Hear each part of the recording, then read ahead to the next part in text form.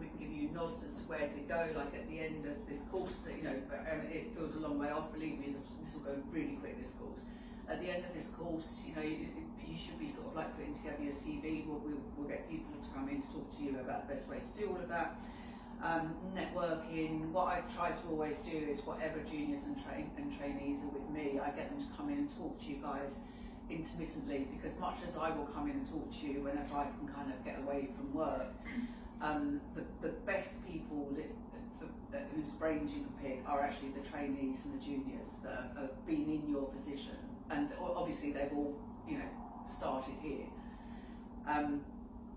So it's a great network that you sort of like joined. You know, there's a lot of our graduates out there now who, you know, are sort of like, you know, doing great guns and doing really well. So you guys have to take that how you want to take it, really, and hopefully